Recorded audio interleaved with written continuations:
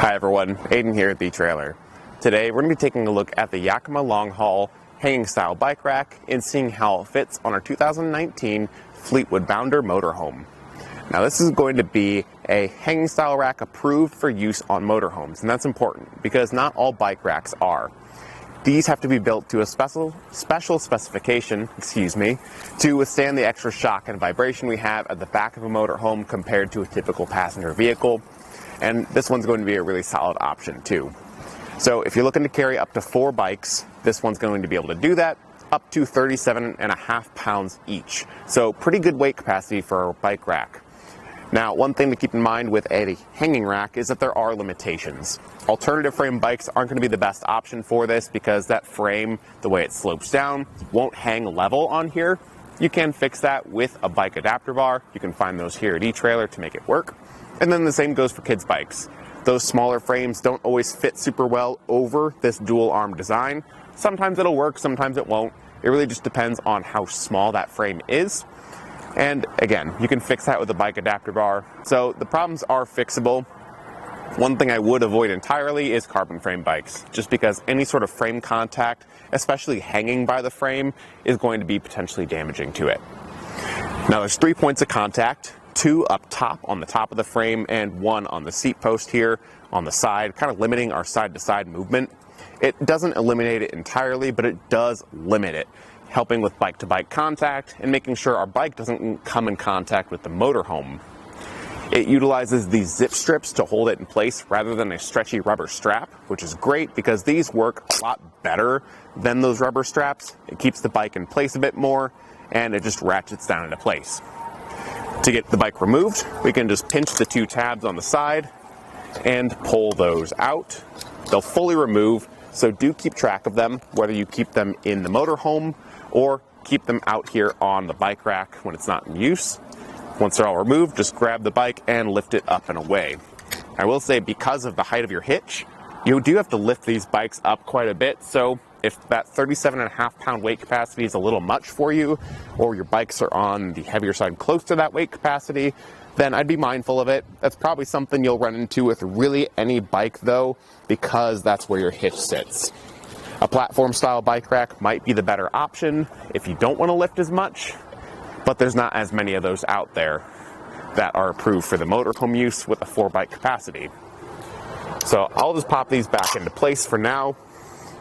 And one thing I do like to point out on this rack, once the bikes are removed, it's a bit easier to show you, the integrated cable lock. That just slides into the back of the mast, will slide through the frames of your bikes, and lock to a tab at the front of the arms, right next to the bottle opener. So locking your bikes up to the rack when you're not around is very easy, and it's built right in, so you don't have to worry about forgetting anything. And from here we can get measurements. Starting off with our distance added to the back, we're going to go from the furthest out point on the motorhome to the end of the arms and see that we're adding about 37.5 inches. That's honestly not too bad. It is a long motorhome, so you're already adding a bit more to it. Just be mindful that it's back here whenever you're driving around. But if we want to leave it in the hitch while we're not using it, but save some space, we can fold those arms down using that lever on the top, just pulling it in and folding the arms down. That's going to cut our distance down to only 10.5 inches that we're sticking out now. It's a lot more reasonable and easier to drive around with. So if you want to leave it in the hitch so it's ready to go for next time, you can. Just be mindful that it will block your license plate a little bit from back here. Obviously, it's a pretty small bike rack and you can see around it fairly well. When bikes are loaded up, that will obstruct it a bit more. And right here, the door to get to your gas can to fill up is totally accessible. Again, with bikes on there, it might be a different story, but there is a good amount of distance between the motorhome and the bike rack, so I think you should be fine for the most part. At the closest point, there's about 9.5 inches of space, so I think more than enough for most situations. Moving on down, it's working with our 2-inch by 2-inch receiver tube and comes with a locking anti-rattle bolt. That anti-rattle is going to keep it really solid in the hitch, keep it from shaking around. And the lock is key to that cable lock up top. We don't have ours on today because we've lost it down in the shop, but it does come with it, so you can trust that it'll stay locked up. And that's really all there is to it.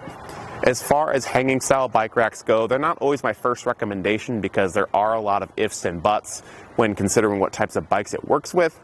But for a motorhome approved bike rack, this one is one of my favorites in the hanging category. If I could make one recommendation, it would maybe be the Hollywood Rack's Destination 4 bike rack. It's a platform style, so it should be easier to reach. It's a little more accommodating to kids' bikes, has a slightly smaller weight capacity, but it is still motorhome approved. So you do with that what you will. I think this is a really solid option and a good fit for the 2019 Fleetwood Bounder Motorhome though. Thanks for watching. Now we're going to go ahead and take it on our test course. First we'll start with the slaloms. This is going to show the side-to-side action. It's kind of going to mimic the movements that you'll see whenever you're driving down the road normally.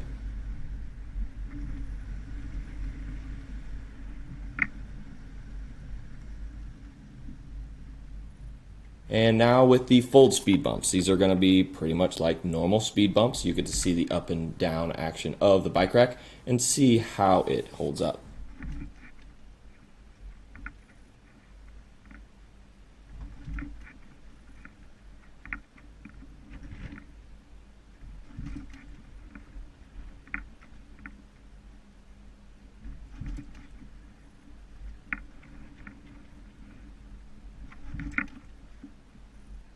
Now we'll have the alternating speed bumps. This is going to be more so like the uneven roads and some of that uneven terrain you might be traveling on.